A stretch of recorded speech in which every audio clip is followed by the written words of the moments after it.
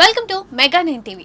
విజయవాడలోని AP BJP ఆఫీసులో అంబేద్కర్ జయంతి కార్యక్రమాలు ప్రారంభమయ్యాయి. ఇందులో బీజేపీ రాష్ట్ర అధ్యక్షురాలు పురంధేశ్వరి, తెలంగాణ ఎంపీ డీకే అరుణ, ఎమ్మెల్సీ సోము వీర్రాజు సహా పలువురు నేతలు పాల్గొన్నారు.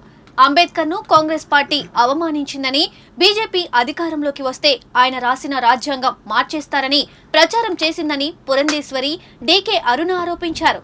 కానీ బీజేపీ అంబేద్కర్ స్ఫూర్తితో బూత్ లెవెల్లో కార్యక్రమాలు చేపట్టిందన్నారు.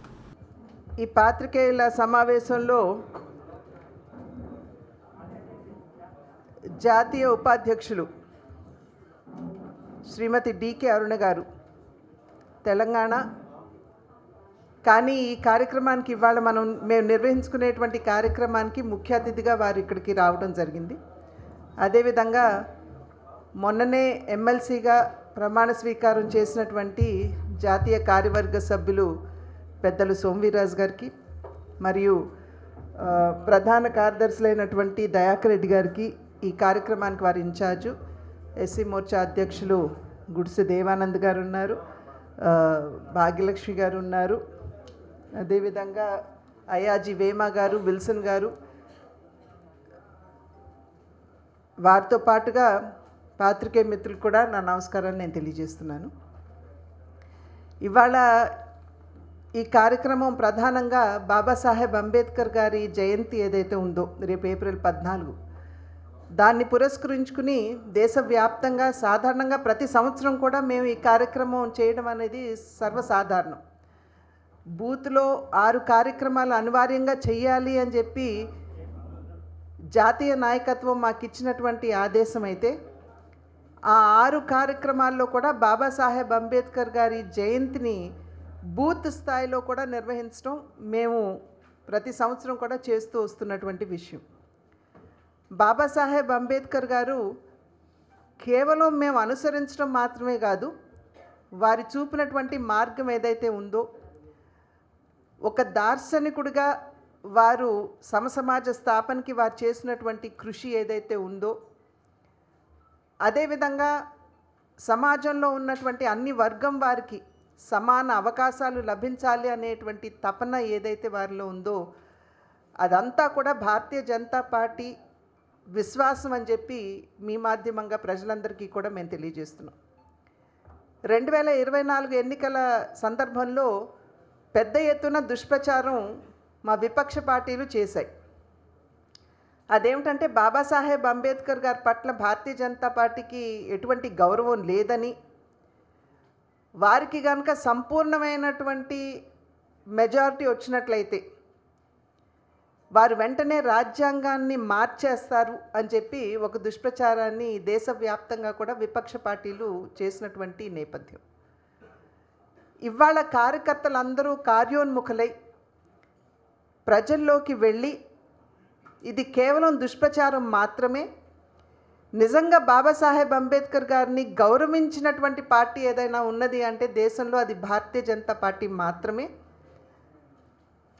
ఇండియన్ నేషనల్ కాంగ్రెస్ ఏదైతే ఉందో, మా నాయకుడు అని చెప్పి వారు చెప్పుకున్నా కూడా ఏ విధంగా వారు ప్రతి స్థాయిలో కూడా బాబాసాహెబ్ అంబేద్కర్ గారిని అవమానపరుస్తూ, వారిని ఎన్నికల్లో గెలవనివ్వకుండా, అదేవిధంగా మంత్రిత్వ శాఖలు కూడా సరి అయినటువంటి వారికి ఇవ్వకుండా, చివరికి అడుగడుగున అవమానపరిచి వారు రిజైన్ చేసే స్థాయికి వారిని తీసుకొచ్చినటువంటి సంఘటనలు, ఇవన్నీ కూడా కార్యకర్తలతో చర్చించి ఏ విధంగా వీటిని ప్రజల్లోకి తీసుకువెళ్ళాలి అనేటువంటి కార్యాచరణని సూచించుకోవటానికి ఇవాళ మేమందరం కూడా ఇక్కడ సమావేశం అవటం జరిగింది.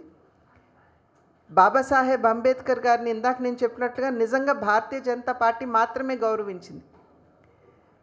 వారికి భారతరత్న ఇచ్చిన, పార్లమెంట్లో వారి చిత్రపటాన్ని పెట్టిన, అదేవిధంగా వారి జీవితంతో ముడిపడినటువంటి 5 ప్రాంతాలని కూడా పంచతీర్థులుగా అభివృద్ధి చేసిన, వారు ఉన్నటువంటి ఇల్లు ఇదే 26 అలీపూర్ రోడ్లో ఉన్నటువంటి గృహాన్ని సైతం దాన్ని అభివృద్ధి చేసిన, ఇదంతా కూడా భారతీయ జనతా పార్టీ చేసింది. కానీ 75 సంవత్సరాల స్వతంత్ర భారతదేశంలో 60-65 సంవత్సరాల అధికారంలో ఉన్న కాంగ్రెస్ పార్టీ ఏనాడు పట్టించుకోలేదు. అదేవిధంగా రాజ్యాంగానికి ఏ విధంగా కాంగ్రెస్ పార్టీ తూట్లు పొడిచింది. వారు ఎన్నికల సందర్భంలో ఏమన్నారు? రాజ్యాంగాన్ని భారతీయ జనతా పార్టీ మార్చివేస్తుందని చెప్పి వారు చెప్పారు. కానీ 106 సార్లు సవరణ జరిగితే దానిలో ఎక్కువ పర్యాయం కాంగ్రెస్ పార్టీ అధికారంలో ఉన్నప్పుడే సవరణలు జరిగాయి. ఆ సవరణలు కూడా వారి స్వలాభాన్ని దృష్టిలో పెట్టుకుని, వారి ఓట్ బ్యాంకుని దృష్టిలో పెట్టుకుని చేశారే కానీ సామాజిక న్యాయం కోసం సమాజంలో ఉన్నటువంటి వారికి నిజమైనటువంటి సంక్షేమాన్ని లేకపోతే అభివృద్ధిని అందించడానికి వారు ఎప్పుడు కూడా చేయలేదు. 22 పర్యాయాలు నరేంద్ర మోడీ గారు ప్రధాని అయినప్పుడు రాజ్యాంగ సవరణ చేసిన ప్రతి ఒక్క సవరణ కూడా దేశంలో ఉన్నటువంటి వారికి సామాజిక న్యాయం అందించాలి అనేటువంటి ఆలోచన దృక్పథం. దానిలో భాగంగానే బీసీ కమిషన్కి చట్టబద్ధత కల్పించడం కావచ్చు, నారీ శక్తి అధినియం అని మహిళలకి చట్టసభలో 33% రిజర్వేషన్ కల్పించే విధంగా మార్పు చేయటం కావచ్చు. ఈ రకంగా ప్రతి ఒక్క ఈ 22 సవరణలు కూడా సామాజిక న్యాయాన్ని దృష్టిలో పెట్టుకుని, భారతదేశ అభివృద్ధిని దృష్టిలో పెట్టుకుని చేసినటువంటి సవరణలు అని చెప్పి ప్రజలు గమనిస్తున్నారని చెప్పి మేము గట్టిగా విశ్వసిస్తున్నటువంటి విషయం. కనుక ఇవన్నీ కూడా ఇవాళ ఇక్కడ చర్చించుకుని ఏ విధంగా ప్రజలు మొన్న ఒక నెల రోజులు అనుకుంటాను, నెల రోజుల క్రితం కాంగ్రెస్కి చెందినటువంటి కర్ణాటకలోని ఉప ముఖ్యమంత్రి డికే శివకుమార్ గారు వారు ఇచ్చినటువంటి స్టేట్మెంట్ ఏమిటి అని చెప్పి మనం పరిశీలించినట్లయితే, ముస్లిం మైనారిటీలకి అదనంగా 4% రిజర్వేషన్లు మేము కల్పిస్తాము, దానికి కావాలంటే రాజ్యాంగాన్ని మార్చివేస్తామని అన్నారు. ఇవాళ భారతీయ జనతా పార్టీ ప్రశ్నిస్తుంది, ఇదా మీరు నిజంగా రాజ్యాంగం పట్ల మీకున్నటువంటి గౌరవం ఇదా అని చెప్పి మేము ప్రశ్నిస్తున్నాం. ఎప్పుడు కూడా భారతీయ జనతా పార్టీ రాజ్యాంగాన్ని మార్చాలి అనేటువంటి ఆలోచన ఎప్పుడూ లేదు. ఇన్ఫ్యాక్ట్ నరేంద్ర మోడీ గారు ఒకానొక సందర్భంలో వారు చెప్పినటువంటి మాట ఏమిటంటే, నేను ఒక బీసీ బిడ్డనైనప్పటికీ నేను ఈ స్థాయికి ఎదగగలిగాను అంటే అది బాబాసాహెబ్ అంబేద్కర్ గారు రచించినటువంటి రాజ్యాంగం వలనేనని చెప్పి వారు అందరికీ చాలా స్పష్టంగా చెప్పినటువంటి విషయం. కనుక రాజ్యాంగం పట్ల భారతీయ జనతా పార్టీకి అమితమైనటువంటి గౌరవం, పూజ్యభావం ఉన్నది.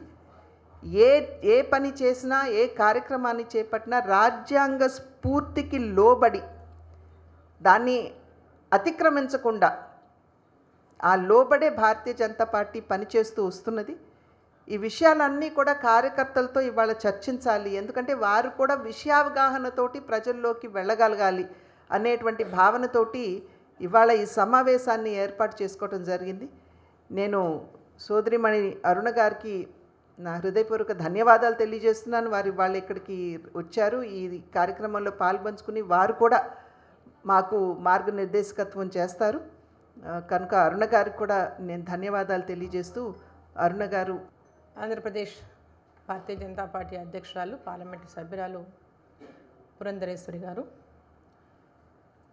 అదేవిధంగా శాసన మండలి సభ్యులు మాజీ అధ్యక్షులు సోమ వీర్రాజు గారు, అదేవిధంగా ఎస్సీ మోర్చా అధ్యక్షులు దేవానంద్ గారు, మహిళా మోర్చా అధ్యక్షురాలు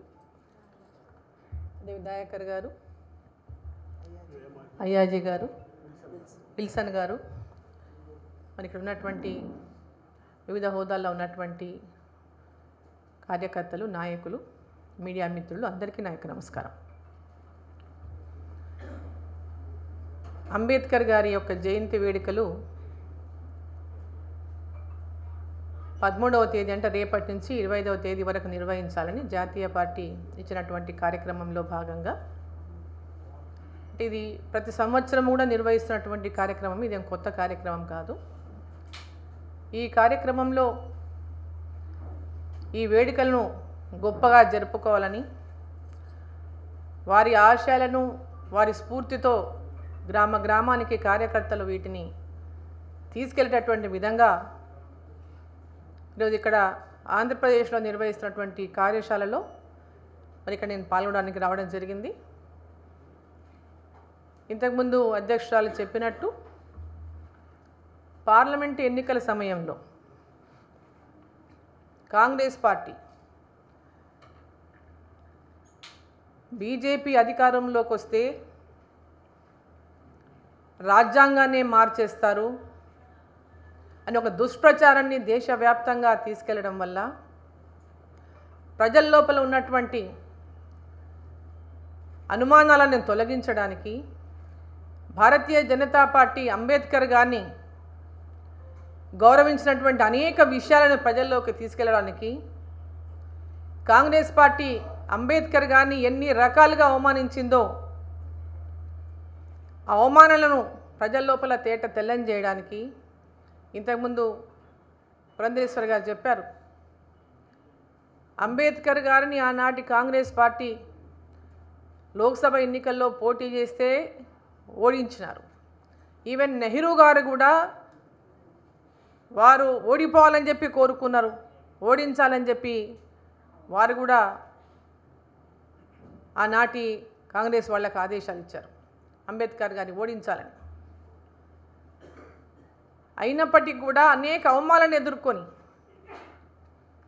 రాజ్యాంగాన్ని కూడా రాయడానికి వేరే అడ్వకేట్ని ఎంపిక చేసిన అందరి యొక్క దీని ప్రకారం రాజ్యాంగాన్ని మరి అంబేద్కర్ గారితోనే ఆనాడు రాయించాల్సినటువంటి పరిస్థితులు ఉన్నటువంటి నేపథ్యంలో వారి రాజ్యాంగాన్ని ఇవాళ కాంగ్రెస్ పార్టీ వారు రచించినటువంటి రాజ్యాంగాన్ని అనేక సార్లు తూట్లు పొడిచి కేవలం అధికారమే ఆశయంగా, అధికారమే లక్ష్యంగా, ఓట్లను పెంచుకోవడము, అధికారాన్ని తెచ్చుకోవడమే లక్ష్యంగా అనేక సార్లు రాజ్యాంగానికి తూట్లు పొడిచినటువంటి కాంగ్రెస్ పార్టీ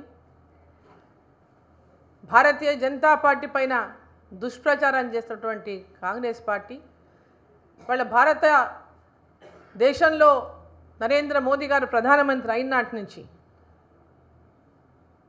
నరేంద్ర మోదీ గారు అంబేద్కర్ గారి యొక్క ఆశయాలను ప్రజల యొక్క హితం కోసం, దేశం యొక్క హితం కోసం సవరణలు చేశారు అంటే దేశ ప్రజల హితం కోసం చేశారు, ఈ దేశం అభివృద్ధి కోసం చేశారు. మా పార్టీ యొక్క అధికారం కోసం ఏనాడు కూడా సవరణలు చేపట్టలేదు. ప్రజాహితం కోసం, దేశహితం కోసం చేసినటువంటి సవరణల పట్ల అపోలు సృష్టించి లబ్ధి పొందాలని ఏదైతే కాంగ్రెస్ పార్టీ ఎన్నికల ముందు ప్రయత్నం చేసిందో ప్రజలు ఇచ్చినటువంటి తీర్పే వారికి గుణపాఠం అని చెప్పి ఈ సందర్భంగా నేను తెలియజేస్తా ఉన్నా. ఈరోజు నరేంద్ర మోదీ గారి యొక్క నాయకత్వంలో ఎన్డీఏ ప్రభుత్వం ఈ దేశంలో ఉన్నటువంటి అన్ని ప్రాంతాల అభివృద్ధి, అన్ని వర్గాల ప్రజల యొక్క అభివృద్ధి, దేశం యొక్క అభివృద్ధి ధ్యేయంగా ముందుకు పోతున్నటువంటి తరుణంలో అంబేద్కర్ గారి యొక్క జయంతి వేడుకల్లో అంబేద్కర్ గారి యొక్క స్ఫూర్తితో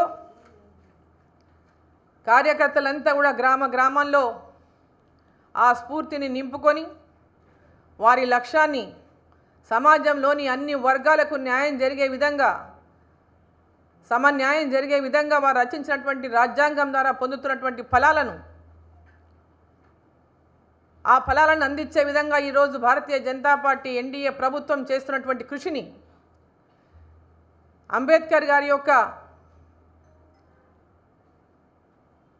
వారి యొక్క స్ఫూర్తిని నింపుకొని ముందుకు పోతున్నటువంటి తరుణంలో మరి కార్యశాలలో కార్యకర్తలకంతా కూడా దిశానిర్దేశం చేస్తూ వీరిని క్షేత్రస్థాయి వరకు కూడా భారతీయ జనతా పార్టీ యొక్క లక్ష్యాన్ని, అంబేద్కర్ గారి యొక్క స్ఫూర్తిని ప్రతి ఒక్కరికి కూడా తెలిసేటటువంటి విధంగా ఈ కార్యక్రమాలను ఇక్కడ ఏర్పాటు చేసుకోవడం జరిగింది, ఈ కార్యశాలను ఇక్కడ ఏర్పాటు చేసుకోవడం జరిగింది. మరి ఈ కార్యశాలలో కార్యకర్తలంతా కూడా మరి ఈ స్ఫూర్తిని నింపుకొని గ్రామానికి వెళ్ళి ఈ ప్రోగ్రామ్ని నిర్వహిస్తారు. అంటే 25th వరకు ఉంటుంది ఈరోజు, రేపటి నుంచి. రేపు సాయంత్రం అంబేద్కర్ గారి యొక్క విగ్రహాలను శుద్ధి చేసి శుభ్రపరిచి అక్కడ దీపారాధనలు చేసి ఎల్లుండి వారి జయంతి సందర్భంగా పూలతో అలంకరించి వారికి పూలమాలను సమర్పించి వారికి ఘనమైనటువంటి నివాళులు అర్పించి వారి స్ఫూర్తిని నింపుకొని గ్రామాలకు వెళ్ళి కార్యక్రమాలు భారతీయ జనతా పార్టీ చేపడుతుంది. ప్రజల్లోకి వాస్తవాలను తీసుకెళ్తుంది. కాంగ్రెస్ పార్టీ చెప్తున్నటువంటి అబద్ధాలను తిప్పికొట్టేటటువంటి విధంగా వాళ్ళు చేసిన మోసాలను, వాళ్ళు చెప్తున్నటువంటి అబద్ధాలను, వాళ్ళు చేసినటువంటి అవమానాలను ఏ విధంగా అంబేద్కర్ గారు ఎదుర్కొన్నారు, భారతీయ జనతా పార్టీ అంబేద్కర్ గారి యొక్క రాజ్యాంగాన్ని ఏ విధంగా గౌరవించింది, వారి స్ఫూర్తిని నింపుకొని ఏ విధంగా ముందుకెళ్తా ఉన్న విషయాల పట్ల కూడా అందరికీ కూడా అవగాహన కల్పించేటటువంటి విధంగా ముందుకెళ్తారు.